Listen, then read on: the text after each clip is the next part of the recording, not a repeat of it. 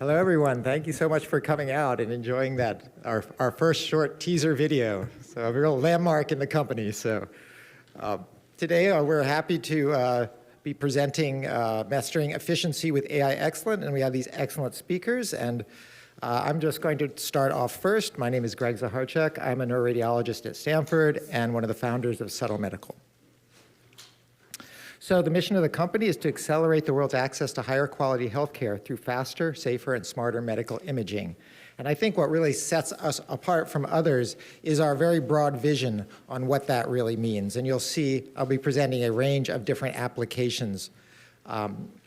So these are an overview of many of the applications that we have with a timeline, and I'll be discussing some of these in detail, and some of our other speakers will go into some of the other ones, but I'd just like to show you the broad range of what we're doing in the company currently. So first, the core products, Subtle MR, many of you are familiar with, the ability of using artificial intelligence to improve the quality of medical images. We have a new model architecture that was recently approved by the FDA with various customizable outputs. So this is a very exciting technology, of course.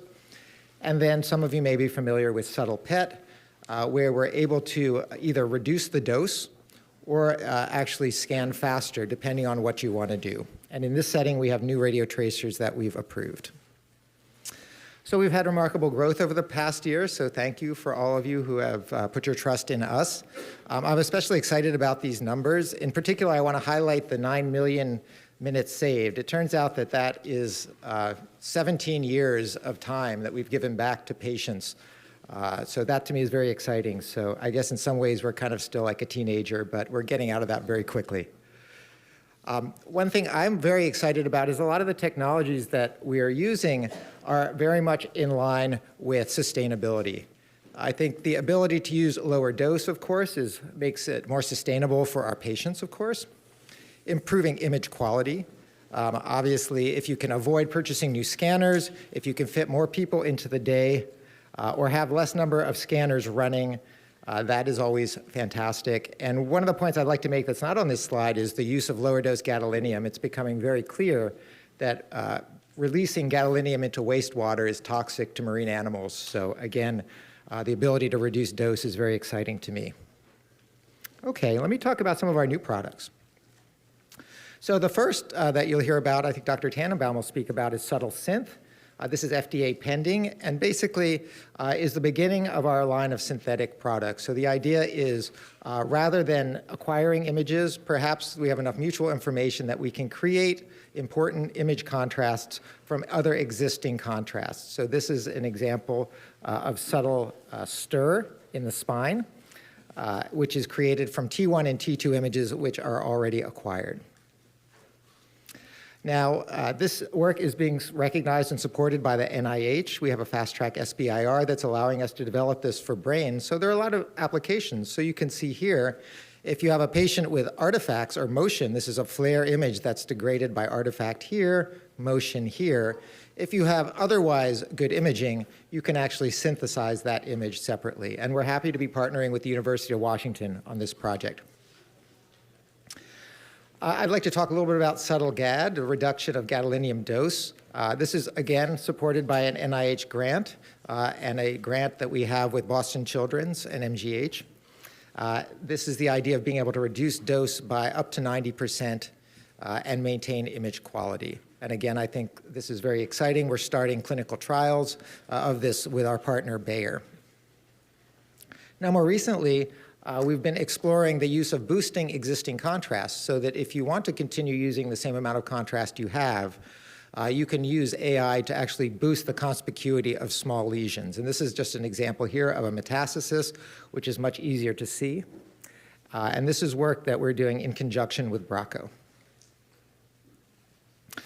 Subtle IR is another technology looking at dose reduction, in this case for interventional radiology, where the dose is actually not just to the patient, it's also dosing to the administrator of the interventionalist. So again, being able to reduce dose in real time is part of this new technology. And then lastly, the area that I'm actually really quite excited about is called Subtle Ally, and this is intelligent workflow orchestration, which sounds like a really bad buzzword. So what it really means is that if you're a radiologist or a technologist, you end up doing a lot of tedious things. For example, the names of your studies may be completely different across your system, and just trying to figure out what you should be reading is challenging.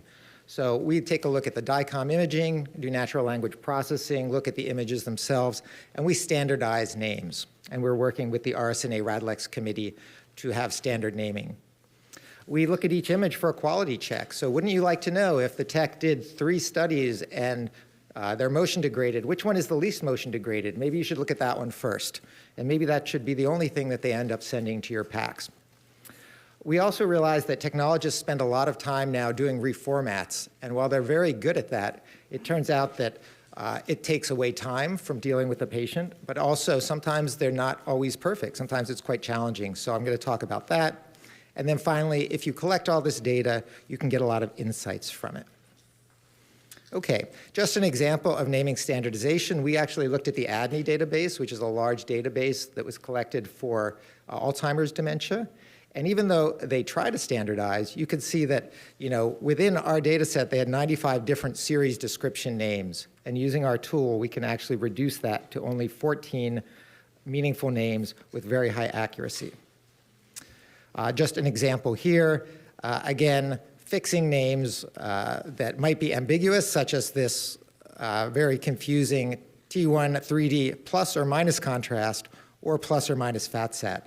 So you really have no idea what that is when you open it, but by looking at the images, you can actually label it correctly as a non-contrast image.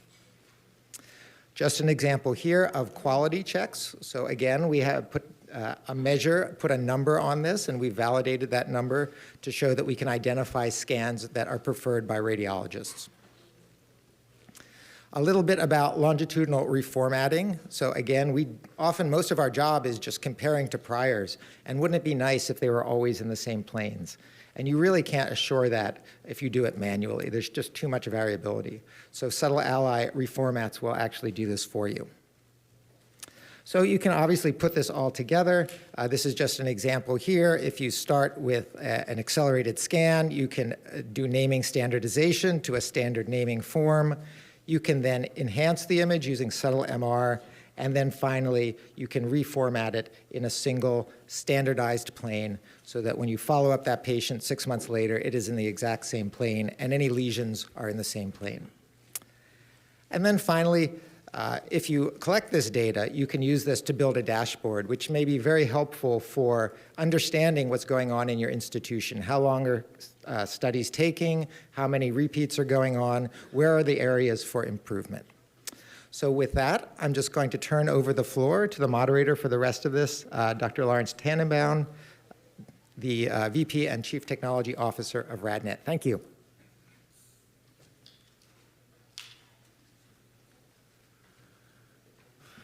Thank you, Greg. Awful lot of development in the last few years. So in the theme of the RSNA, we're going to talk about deep learning reconstruction and MRI where I live, and we'll do the past, present, and future, right? We know what this tool does, right? Deep learning reconstruction. Okay, you can't, I wish you could, there's room up here, by the way. Come on up here.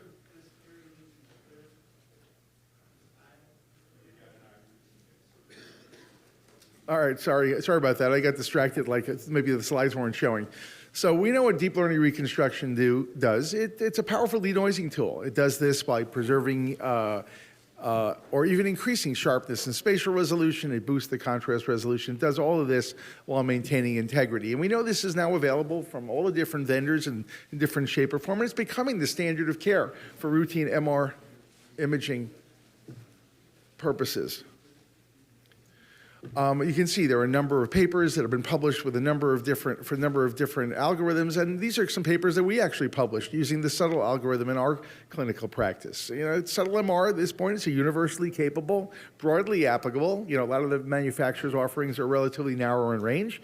It's based on DICOM, and it's a suite of applications that works for us and can actually serve as a supplement to what the OEMs even offer on the newest machines. It essentially allows you to boost the quality of your systems that aren't eligible for the manufacturer upgrade. This is just an example of an old GE 3T HDX, and it creates very respectable images in quite a shorter period of time compared to the routine approach. A couple of our exams, it used to be about 5 minutes for this fat sat sagittal knee. Now it takes about half as much. Now, the paper we published in the Spine looked at about a 40% scan time reduction. And you can see the way this stuff works. So this is our clinical standard scan. We went a little faster, 40% faster. The images get noisy. See all of this noise? You know, radiologists love that. They love that texture. They think it means quality. It's just noise. I mean, the acquisition between here and here is nothing but fewer necks. Okay, you know, and you can see it here, fewer necks. I mean, this is the fast scan, excuse me. Now, if you take this scan and process this scan, you will actually see that it becomes very, very similar to the original standard of scan. See a little neurogenic lesion here? So we go faster, it gets rough. We use subtle, it cleans up, and it looks very much like the routine scan. Same thing here. Standard of care here, we go fast, we introduce more noise. Again, see this little salt and pepper in here that you get?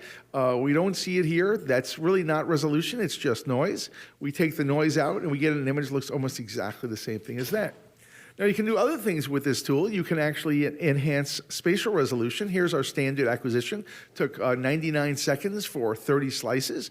We can go faster by dropping the spatial resolution. Now, nobody really wants to look at a soft image, but it does give you the benefit of higher contrast to noise and higher signal to noise if the voxels get bigger. Imagine we could train the resolution of this, but retain the quality factors of that. You end up with this, which is only 43 seconds long, but has really the best of both worlds, the resolution and the contrast resolution. Same thing here, this is a 3D acquisition. We can apply that spatial resolution approach to 3D. And I say we because, you know, we apply this in our clinical practice using these tools. Now, one of the things as an administrator we struggle with is, you know, standardization and consistency. We have a huge fleet of scanners. We have 360 sites right now with, you know, a range of scanners capabilities.